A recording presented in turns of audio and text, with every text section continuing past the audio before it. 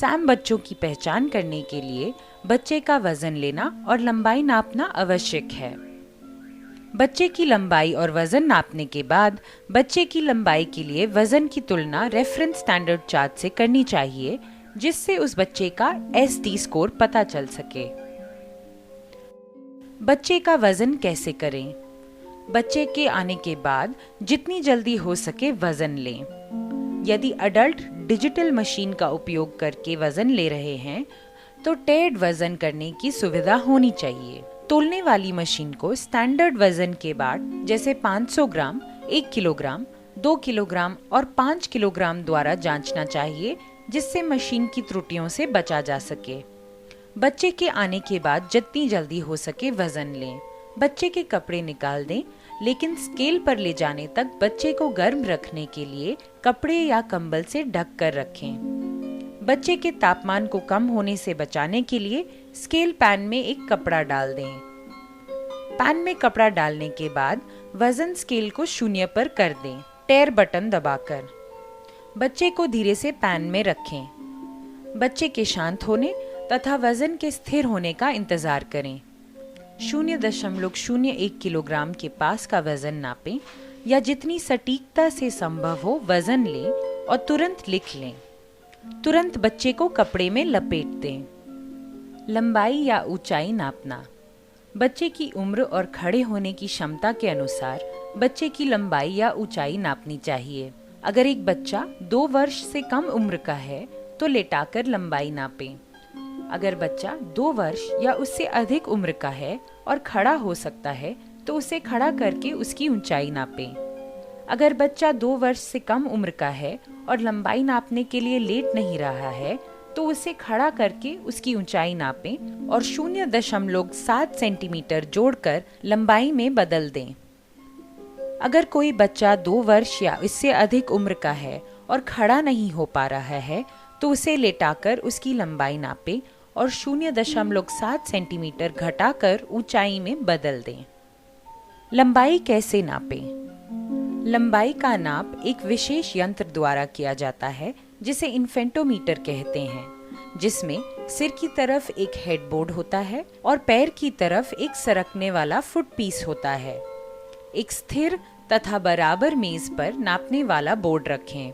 Board से चिपकने से बच्चे को बचाने के लिए एक पतला कपड़ा या नरम कागज से बोर्ड को ढक दें। अगर बच्चा नग्न होगा तो नाप सबसे सटीक होगा।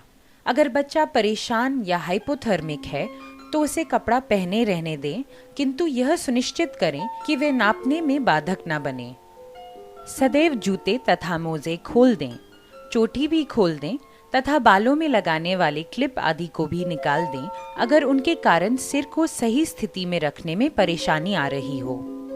नापने के बोर्ड पर बच्चे को इस तरह लेटाएं कि उसकी पीठ बोर्ड की तरफ हो। सिर को सहारा देकर हेड बोर्ड के विपरीत रखें। सिर को इस स्थिति में रखें कि सिर का ऊपरी भाग बालों को दबाते हुए हेड बोर्ड से सटा हो। दोनों हाथों से सिर को इस प्रकार पकड़ें और सीधा करें कि आंखें सीधी ऊपर देखें और दृष्टि की रेखा बोर्ड से समकोण बनाती हो। दूसरे व्यक्ति को नापने वाले बोर्ड के साथ खड़े रहना चाहिए। बच्चे के पैरों को सहारा दें। धीरे लेकिन मजबूती से घुटनों पर एक हाथ रखकर दबाव डालें। पैरों के तलवे फुट पीस पर सीधे होने चाहिए। अगर बच्चा तलवों को सिकोड़ता है और फुट पीस को तलवों से लगाने नहीं देता तो तलवों को धीरे से सहलाएं और बच्चा जब तलवों को सीधा करता है तो फुट पीस सरकाकर सटा दें। अंतिम 0.1 सेंटीमीटर तक की लंबाई लें और केस रिकॉर्डिंग फॉर्म पर तुरंत लिख लें। नाप लेने के बाद बच्चे को तुरंत कपड़ा पहना दें या ढक दें, जिससे उसे ठंड से बचाया जा सके। खड़ा करके ऊंचाई कैसे नापें? एक vertical back board, fixed base board और ऊपर नीचे होने वाले हेड बोर्ड वाले स्टेडियोमीटर का प्रयोग करें। सही नाप के लिए बच्चे के बाल में कुछ भी लगा है तो उसे निकाल दें। साथ ही मोजे व जूते भी निकाल दें। एक व्यक्ति को बच्चे के पैरों के पास घुटने के बल बैठना चाहिए और बच्चे को इस प्रकार वर्टिकल बोर्ड से सट कर खड़े होने में मदद करें कि उसके सिर का पिछला भाग कंधे कूल्हे, पिंडलियां तथा एड़ी वर्टिकल बोर्ड से सटी हों। पैर सीधे और एड़ियां सपाट रखने के लिए बच्चे के घुटनों और एड़ियों को पकड़ें। यदि आवश्यक हो तो उन्हें पूरी ऊंचाई तक सीधे खड़े होने में मदद करने के लिए बच्चे के पेट पर धीरे से दबाव दें। दूसरे व्यक्ति को बच्चे के चेहरे के बराबर के स्तर तक झुकना चाहिए और बच्चे के सिर की स्थिति सीधी करें ताकि बच्चा सीधे सामने देखे, यानी दृष्टि की लाइन बोर्ड के आधार के समानांतर हो। बच्चे की ठोड़ी पर अंगूठे और तर्जनी उंगली को रखें। दूसरे हाथ से हेडबोर्ड को नीचे खींचें, जो बच्चे के सिर के ऊपरी सतह पर बालों को दबाते हुए सट जाए। अंतिम 0.1 सेंटीमीटर तक की ऊंचाई नापें और केस रिकॉर्डिंग शीट पर तुरंत लिख लें।